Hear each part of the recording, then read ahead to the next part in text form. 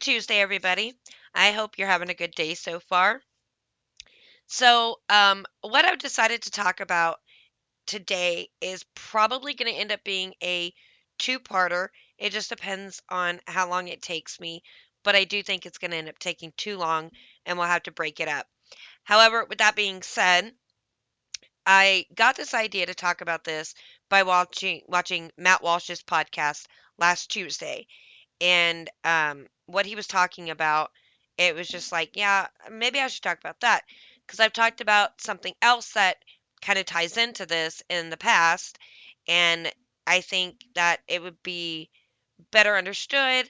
And also, the person that I'm going to be talking about, the things that he sent to the forefront of being normal. It's something that is taught in universities and it's trickling down into the public education system.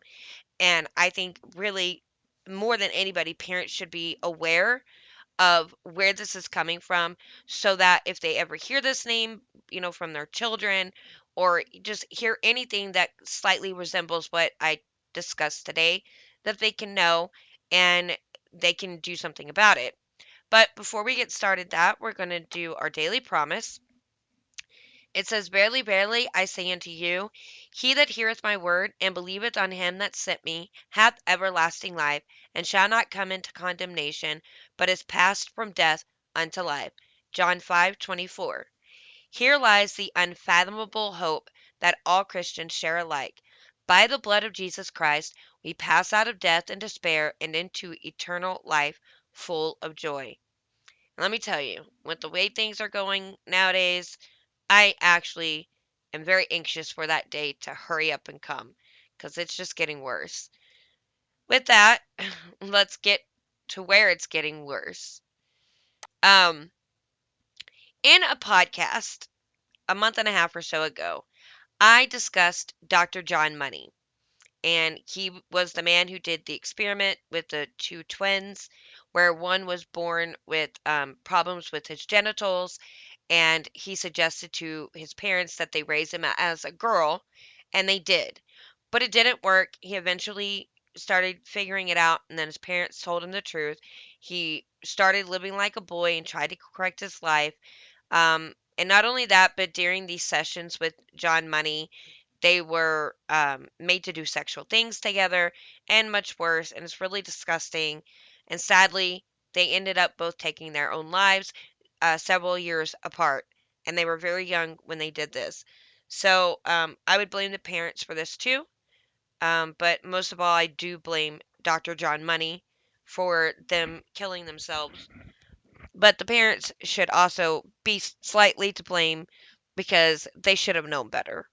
But anyway, this is Alfred Kinsey, and everything that you know about John Money, it came from Alfred Kinsey, and he is much, much worse. Very disgusting man, especially, and I don't know if I'll get to it in this one or if it'll be in part two, but if you're not thoroughly disgusted by this man, then I think something might be wrong with you. So let's get started learning about Alfred Kinsey, the controversial sexologist and father of the sexual revolution. Now, this is from allthatisinteresting.com by Gina DeMuro, and then checked by John Karosky. And this is from January 29th of 2019, and then it was updated a little bit later. But it says, though his reports almost immediately made the New York Times bestsellers list, his research was very much not without its critics, and rightfully so. And right before I started this, I just learned that there was a movie about Alfred Kinsey with Liam Neeson, and he played Alfred Kinsey.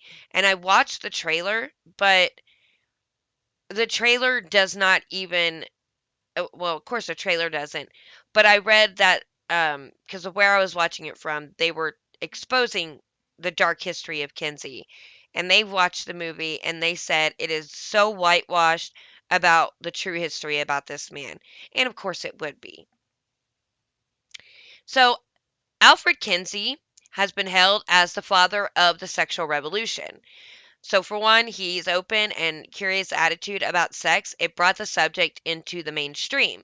He wrote two unprecedented and in depth explorations of human sexuality known as the Kinsey Reports, and he's been credited with paving the way for the sexual liberation and gay rights movement of the 1960s and 1970s.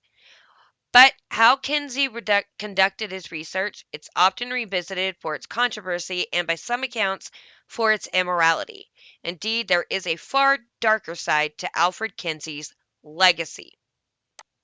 So, first, let's talk about his background.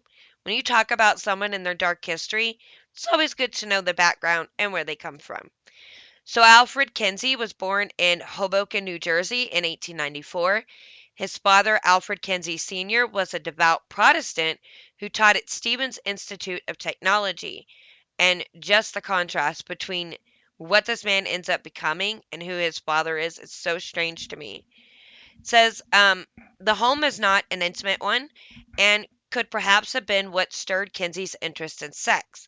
So he expressed an interest in biology from a young age, and he attended nature classes at the YMCA in the summers on Lake Wawaya, Wawanda, what? Wa, Wayanda, Wawayanda, in rural northwestern New Jersey. I hate that I have a hard time pronouncing words. In 1911, he joined the Boy Scouts and he became an Eagle Scout in 1913, and he excelled in the classroom and would be valedictorian of his high school. But Kinsey Sr. was not impressed with his young son's interest, so he was harsh and exacting man where his son was fragile and often sickly and forced Kinsey into an engineering program at Stevens. But Kinsey would last barely 2 years as his disinterest in the subject made for some bad marks. Alfred Kinsey eventually decided to risk his father's wrath and leave Stevens for Bowdoin College in Maine, where he could finally study biology. And which I think is great when people are interested in biology. And of course, we need people to study that. And if your kids are interested in biology, I wouldn't tell you to discourage them from that, but I would definitely tell you to discourage them from following this man's path. So, unfortunately, he would never reconcile with his father, who would later not even attend his graduation in 1916. And this is Clara Kinsey in 1948, his mother. If you're a blind viewer, I'm sorry you can't see the pictures. So, some biographers argue that this early rebellion against his strict upbringing made Kinsey determined to transform his private struggle against Victorian morality into a public crusade. So, after he got his PhD in biology at Harvard, he became an assistant professor of zoology at Indiana University, where he studied gall wasps. And it was also here where he met Clara McMillan, a graduate student in chemistry. So, Kinsey was smitten by her and he proposed to her some 2 months later, and they were married in June of 1921. So, I was wrong. Clara Kinsey is his wife. There you go. Okay, by the time Kinsey had met and married his wife, he was inexperienced as far as love goes. He had not dated before Clara, and he'd never had sex, and Kinsey had allegedly even questioned his own sexuality. So when it came time for the couple to consummate, they struggled. But both being scientists, they did the research to determine how to be better partners. That's so weird to me. So the two thus became a great source of sexual information for the inexperienced and ignorant students at the university. And it was during this time that Kinsey struck out on a new path. So Kinsey's opportunity to solidify his newfound passion came in 1937 when a campus crusade against sex education so enraged him that he formed his own counter organization. So his group sought to combat the religious campaign through science, and he began to teach a non credited course entitled Marriage and Family at the university. And in its first year, 70 women and 28 men enrolled in the course, and within 2 years, the course attendance was over 400. and this is the staff of the Department of Sexology at Indiana University. And Alfred Kinsey was the departmental head, and this is in 1952. So Kinsey was galled by his community's prudishness. He said if Americans were not so inhibited, Kinsey once stated to his class, a 12-year-old would know most of the biology which I will have to give you in formal lectures as seniors and graduate students. And you know what? There's absolutely nothing wrong with the fact that a 12-year-old doesn't know everything that you would learn in college. I'm not so sure that 12-year-olds should know all of that. But it wasn't enough for Alfred Kinsey to discuss the scientific basis around sex. He wanted to prove and to illustrate it, so he began to collect data on his students' sexual histories. He did this by requiring that each of his students meet with him for one-on-one conferences to pose personal questions that they may not want to discuss in class. So Kinsey then recorded the responses in a code only he could understand, with the intention to distill a comprehensive record of human sexuality. And like I said, this type of research is fine. These are consenting adults. They want to talk about it. Perfectly fine for them to do so. I wouldn't personally talk to a stranger or my teacher about it, but okay. So he also went into cities where he interviewed prostitutes, open homosexuals, criminals, and more. And meanwhile, at the university, in partnership with the Rockefeller Foundation, he established the Institute for Sex Research in 1947, of which Kinsey was the director. Of course, you would somewhere find a Rockefeller or a Rothschild tied into these stories. They're everywhere as well. Alfred Kinsey ultimately collected around 5,300 sex histories from his subjects, which he then published in the first of his two-book series known as the Kinsey Reports, which it's the explosive 1948 sexual behavior in the human male. And he was also on the front of Time magazine in 1953. And I'll tell you, Liam Neeson was a great choice as far as looks go to play him in the movie. So, dubbed by one religious leader as the most anti religious book of our times, Kinsey's book proved theories on sexual topics ranging from, or provided theories on sexual topics ranging from masturbation to homosexuality, and it quickly ascended the New York Times bestsellers list despite the fact that it had provoked widespread outrage for its frank discussion of previously taboo topics, including sex before marriage. Now, I'm old fashioned and traditional when it comes to this, and I still believe a lot of the things that we talk about openly and freely today should still be considered taboo topics. So the reports made the astounding claim that, quote, perhaps the major portion of men have had or will have had at least some kind of homosexual experience in their lifetime. Kinsey posted also that 60% of teenaged boys have had some kind of homosexual activities. The book also introduced the heterosexual versus homosexual rating scale, which is now usually referred to as the Kinsey scale. And the spectrum ranks people on a scale of 0, exclusively heterosexual, to 6, exclusively homosexual. Kinsey declared that one of his goals was simply to show that nearly all the so-called sexual perversions fall within the range of biological normality, or that no matter what sexual urge one may experience, this is natural, normal, and acceptable. And that's absolutely not true. There are some things that are not natural or normal and shouldn't be accepted. He further asserted this claim with his 1953 Sexual Behavior in the Human Female, which was also so successful that Kinsey made the cover of Time that year. But with this attention came great criticism. His critics, among them the famous evangelist Billy Graham, tried to defame him. Quote, it is impossible to estimate the damage this book will do to the already deteriorating morals of America, Graham said. Later that same year, Kinsey's funding for the Institute was pulled. And that should have stayed that way. I mean, I don't know what happened, but not a good thing he had any funding at all. Upon his death in 1956, Kinsey's work had brought the discussion of sexuality into the mainstream. and he seemed to have also prepared society for the sexual revolutions and human rights campaigns of the upcoming decades. He maintained a loving relationship with his wife and had 4 children of his own. But despite this, Alfred Kinsey's legacy is very much not without its controversies. Now, this is Alfred Kinsey's controversy. So, this is a table.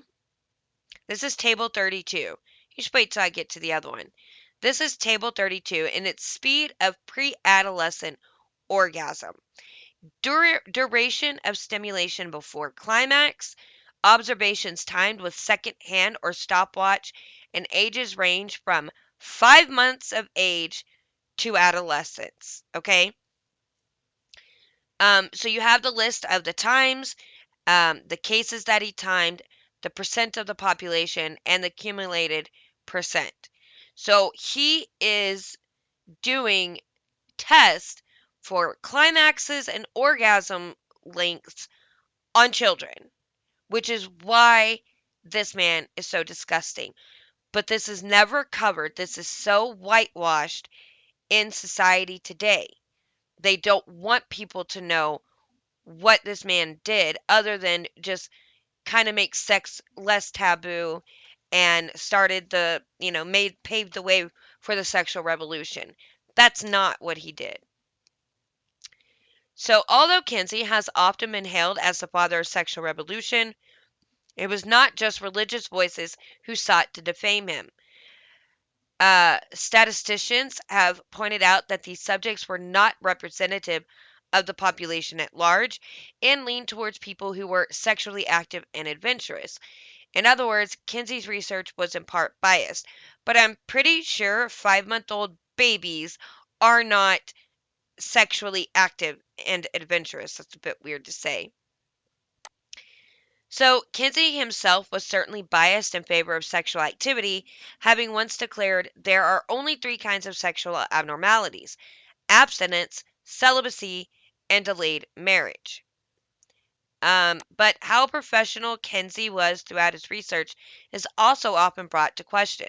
He allegedly encouraged his research associates to engage in sexual activity with each other and pressured students and team members alike to engage in that activity with him. Kinsey's assistant, Clyde Martin, even engaged in a sexual relationship with Kinsey's wife. Kinsey kept recorded video and image evidence of sexual intercourse between subjects, assistants, and friends, and some of these he even participated in.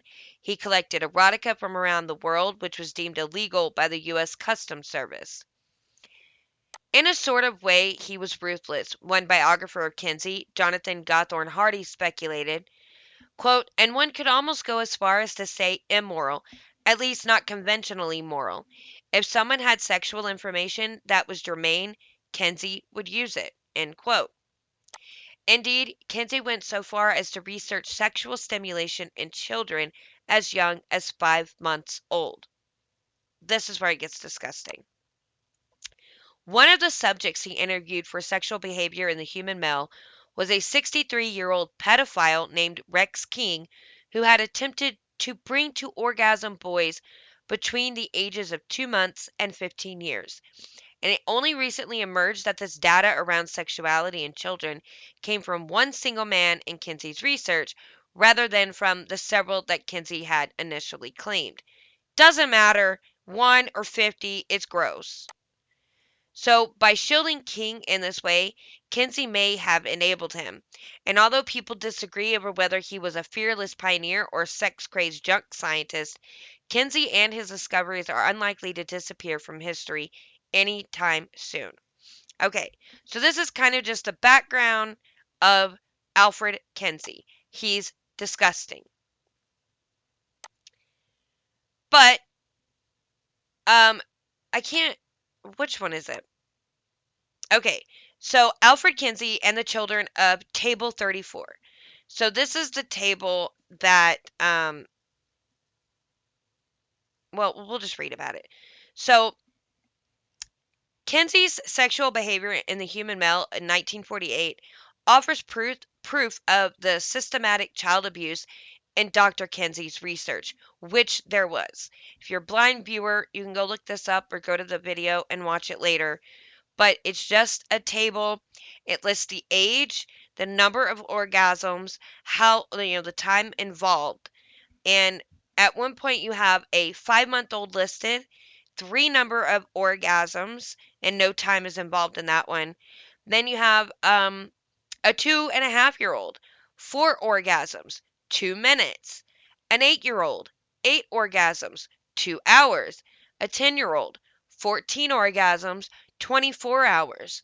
12-year-old, 3 orgasms once and 9 another time, and 3 minutes, and then one was 2 hours.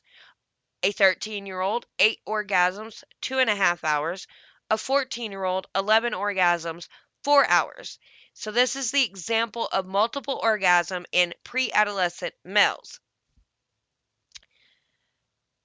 Now, Dr. Judith Reisman documented the abuse of more than 300 infants and children in the production of Alfred Kinsey's research. These kids were aged from 2 months to 15 years. She asks, how did they, Kinsey and his staff, get the record of 26 orgasms in 24 hours for a 4-year-old? Yeah, I would have to ask that question. So, Pat Truman is a former U.S. attorney for the U.S. Justice Department's Child Exploitation and Obscenity Unit, and Truman says if these experiments took place, they involved acts to which no child could provide consent and for which no parent or guardian could provide consent on behalf of the child. Therefore, we are talking about criminal behavior, the criminal sexual abuse of children. Can you?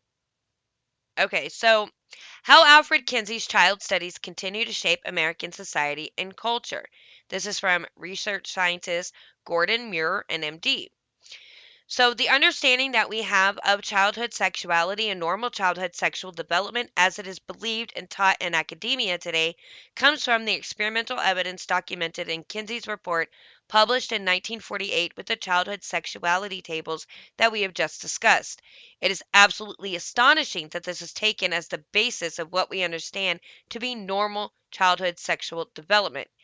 And when I try to explain this to colleagues and the type of science I'm involved with in what I call the harder sciences of biology or medicine, statistics, immunology, they do not believe what I'm trying to tell them. And the only way I can convince them of the truth of this is to go to the library, pull off the shelf of Alfred Kinsey's book, and show them what is inside. And it's quite shocking.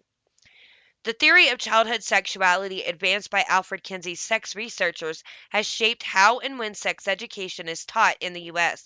It has also influenced the laws against sexual molestation. So Gordon Muir continues.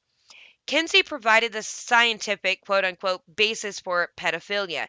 He felt the main problem with adult child sexual relations was hysteria and overreaction on the part of parents and authorities. His co-author, Wardell Pomeroy, a prominent sexologist, has written that the Kinsey research uncovered, quote, many beautiful and satisfying relationships between fathers and daughters, end quote. Pomeroy also in his sex education book, Boys and Sex, refers to the possibility of loving sexual relationships between children and animals. And also, Kinsey believed that adults could have loving and sexual relationships with children, and it was perfectly okay. So, who was Mary Calderon? So, working with the Kinsey team was Mary Calderon, a medical director of the Planned Parenthood Federation of America from 1953 to 1964. Of course, Planned Parenthood is also involved. She later founded the Sex Information and Educational Council of the United States. So, teachers in the U.S. are only trained in the Kinsey sex education model, and sex conditioning under the guise of AIDS prevention begins in kindergarten. And we have Table 31 from Kinsey's research, which is pre adolescent experience in orgasm. So this gives the age when they are observed, the total population, um, case not reaching climax, cases where they did reach climax, um, accumulated population, cumulated case to climax, and percent of each age reaching climax. And obviously this is based on the observation of 317 males from the ages 2 months up to 15 years. There is a video, The Children of Table 34. It's a short documentary that explains how Alfred Kinsey's research was based on the illegal sexual abuse of children. You can find that on YouTube. The Children of Table 34, if you want to check that out. So, speaking of the children of Table 34, I guess the Table 34 could have been both boys and girls, but this is a child victim, and this is from stopthekinseyinstitute.org. And her name was Esther White. Says one of the probable victims of Table 34, known as Esther White, is a woman now in her 80s. Esther believes that it was Kinsey who encouraged her father, a former student of Indiana University who studied alongside Alfred Kinsey, and grandfather to sexually abuse her when she was a little girl and to time her sexual responses with a stopwatch. Esther testifies that she was personally interviewed by Kinsey at age 9, and at that time she saw Kinsey pay her father a large sum of money.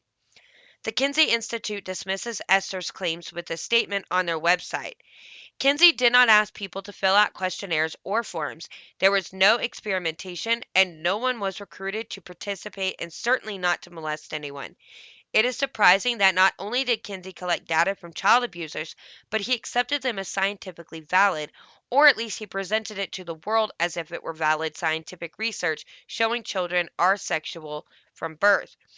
Esther has written a letter to the United Nations asking them to reject the Kinsey Institute and put a stop to the harmful practices and ideologies that led to her own sexual abuse as a child. So I'm going to read her letter that she wrote on April 12th of 2014.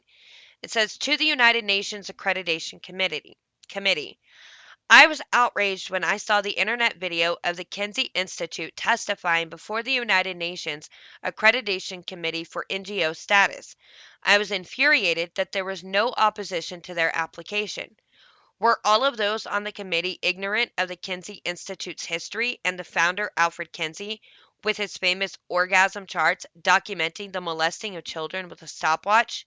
I am one of those children. Alfred Kinsey founded the Kinsey Institute on the campus of Indiana University when he wrote his first book, Sexuality of the Human Male, that was pre-published in 1947. I still remember that forest green edition that was disguised to look like the Holy Bible. My father was proud to be one of the so-called researchers for this book while he was using me as his sex slave to do the so-called research. I personally witnessed Alfred Kinsey hand my grandfather and my father a joint check for just $6,000 for his several years of so-called research for the Kinsey books. Alfred Kinsey also wrote The Sexuality of the Human Female in 1953.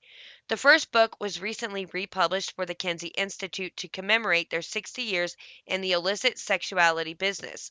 The profits still go to finance the Kinsey Institute today. The childhood sexual incest committed against me that Kinsey hired my father to do severely affected me and later also my husband and has caused us both great pain during our marriage. When I was older, my father had a massive stroke that took away his speech and paralyzed the right side of his body. It was really hard for me to be my father's 24/7 caregiver for 2 years. Bathing the man that committed incest against me for money, paid by Alfred Kinsey himself, was really tough on me emotionally. By God's grace and with a loving husband, I have survived. It took a long time. I have found a way to forgive my father, but I have not forgiven Alfred Kinsey. In my 10-minute personal interview with Alfred Kinsey himself when I was a child in about 1944, I was forced to shake hands with the devil himself. He is dead now, and God has judged him already. The Kinsey Institute still promotes the idea that children are sexual from birth. That's a lie from the pit of hell. Children are too young to even give consent to irresponsible sex with anyone. My uncle, who was also one of the Kinsey's incest so-called researchers, molested his stepdaughter when she was 5 years old, and it caused her terrible trauma throughout her life. My uncle and his wife were personal friends with Alfred Kinsey and his wife when they lived in Bloomington and called Kinsey a queer duck. How can this organization be accredited to the United Nations, an organization that claims to protect children? The Kinsey Institute testified that they promote responsible sexual behavior. Any organization that agrees with the promotion of sexual promiscuity to children is definitely not responsible. All this sexual abuse, especially those children who were molested for hire by Kinsey, has devastated their sexual health. Of course, the Kinsey Institute never did any research on the consequences of what they promoted. I know these are shocking words to comprehend. This is only my family story. What a terrible family scandal. For all the hundreds of other children who were tortured as I was, we need to stop the Kinsey Institute from spreading this sex research. I'm sure some of them committed suicide years ago. Most of them are dead now. I am now in my 80s. Please educate your UN committee on what is really going on at the Kinsey Institute today. The acute, unconcerned silence on the video clip as the Kinsey Institute gave their testimony was devastating to me. I guess you just didn't have any information. I pray that you will do the right thing and eventually come to your own conclusion that the Kinsey Institute should not be able to use the United Nations as a way to advance their radical sex research. This has been very sincerely written by a so-called Kinsey Institute research survivor. Sincerely, Esther White. And that's horrible. And to imagine all the other children that were involved in this, and it's really disgusting. Um But the one thing that Kinsey did promote is he thought deviance was normal. Um, like I said, they considered him the father of the sexual revolution. Um, this is this article that I pulled up. It is also talks about Judith Reisman exposing Kinsey. I will link this article in the description box if you want to read it, because I just want to cover real quick from the American Thinker about the whitewashing of Alfred Kinsey. So it says that Hollywood has long been a purveyor of cultural poison and a magnet for individuals to whom shame is a foreign concept. The trap of letting the facts get in the way of the weaving of a yarn that serves their ends is one they have always dodged quite artfully, but never has the disconnect between image and reality been as acute as in one of their latest efforts, Kinsey. So this is about the movie with Liam Neeson. The movie is based on the life and work of Alfred Kinsey, who wrote 2 volumes on homosexuality in the late 1940s and early 1950s. The film is directed by homosexual activist Bill Condon and casts Kinsey as a conscientious but persecuted scientist whose only ambition was to push back the frontiers of ignorance. But the movie is a sanitation of Silkwood decontamination proportions, creating a character who is more reminiscent of a long-lost Kinsey good twin than of Kinsey himself. It is such rank propaganda that a variation on Joseph Goebbels' well-known quotation is apropos. Promote a big liar often enough, and people will start to believe him. To call Kinsey a famous sex researcher is to attach a label to him that is mostly incongruous, for infamy is his just deserts, and to call him a researcher is to impugn the designation. The second word is the only fitting element in the description, as he was thoroughly consumed with sex, and since his work is credited with having been instrumental in the degradation of traditional sexual mores and consequent moral breakdown in society, a thorough exposition of it is in order. Alfred Kinsey purported to show that apparent sexual behaviors such as homosexuality, pedophilia, bestiality, and incest were much more common than had been previously thought. In fact, Kinsey stated that 95% of the American male population regularly engaged in deviant sexual behavior, and that the only difference between the average man and a sex offender is that the latter got caught. He also said that sexual promiscuity was normal, children are sexual from birth, and that rape is one of the most forgettable crimes against women. Now, some of those raised in our cynical libertine post Kinsey world may smugly say that such information is common knowledge to all but red state rubes. However, in the more sexually sane 50s, I won't say repressed like Kinsenites, it was a revelation that shook America to her core and shattered middle class illusions. Except there was one minor detail that was overlooked, obscured by the desire to use this weapon of mass destruction in the first major campaign of the sexual revolution. This contention that America was more Caligula and Nero than Ozzie and Harriet was itself more Siegfried and Roy than Washington and Honest Abe. It cannot accurately be said that Kinsey's scientific methods were flawed because such a characterization holds that his methods were in fact scientific. Truth be known, they were so fraudulent that Kinsey could correctly be called one of the most successful snake oil salesmen in American history. Kinsey's primary method of data collection was to administer surveys consisting of about 350 very personal questions about sexual behavior to as many willing participants as possible. After collecting the sexual histories of thousands of individuals, Kinsey painted a portrait of a carnal nation, a portrait that he said was based on an accurate cross section of America. But as the famous psychologist Abraham Maslow, a friend of Kinsey's, pointed out, most people will not fill out a voluminous survey composed of intensely personal questions. Consequently, an inordinate percentage of such respondents will be people of easy virtue who engage in apparent sexual behavior. This is an outcome skewing factor that was even more significant 55 years ago when people were much more reluctant to discuss these matters than they are today. What this means is that it was difficult to develop a clear picture of the average person's sexual behavior through such research, even when you tried. But Kinsey didn't try. Maslow offered to help him adjust for the aforementioned factor, but when Kinsey discovered that doing so would not yield the results he wanted, he refused and terminated his friendship with Maslow. It gets even worse. It gets even worse though. While Kinsey made no effort to correct for incidentally skewed data, he purposely skewed data and made every effort to make it appear correct. Amazingly, outrageously, unbelievably, 1,400 of Kinsey's male subjects were prison inmates and sexual offenders whom he classified as normal. Why? Kinsey's rationalization was that the only difference between these reprobates and the average men was that the former got caught, but this is what you could call a circular justification.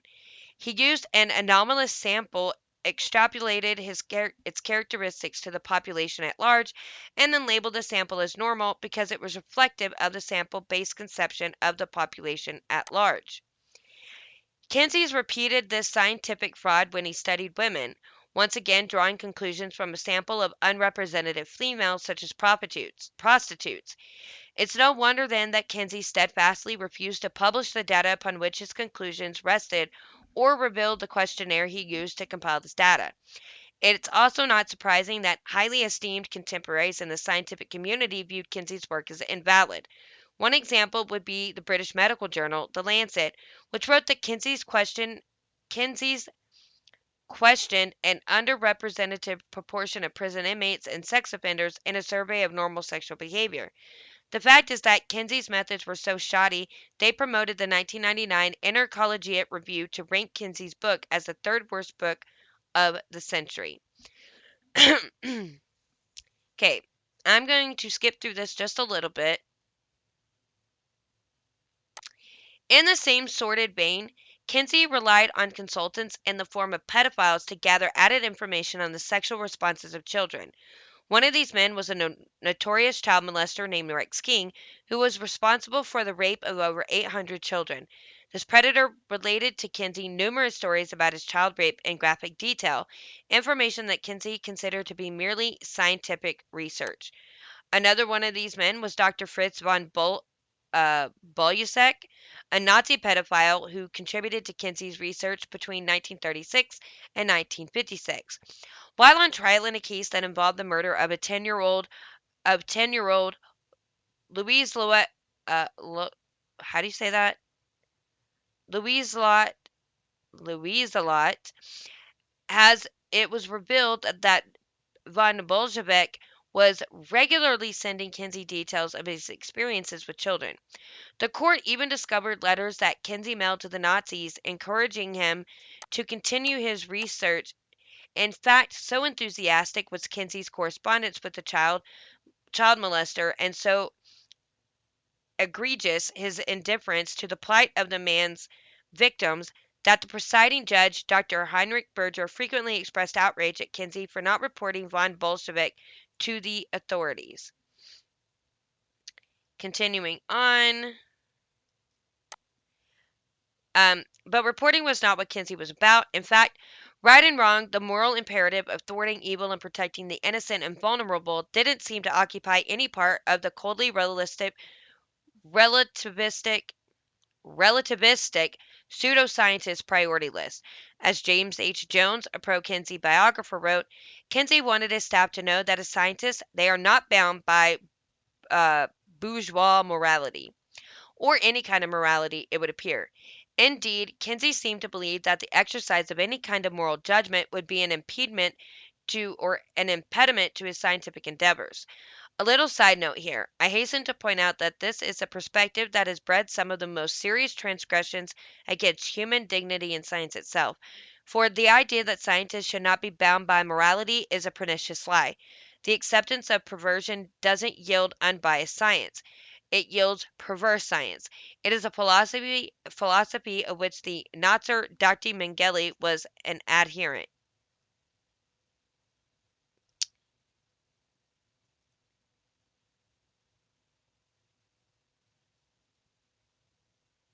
I'm just trying to see. I'm skimming through it real quick.